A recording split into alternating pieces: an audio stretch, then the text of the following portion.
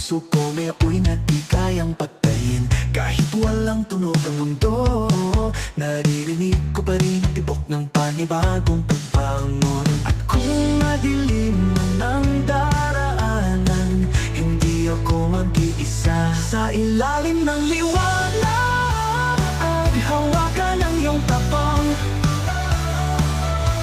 Di man kita makita, alam kong nandyan ka lang.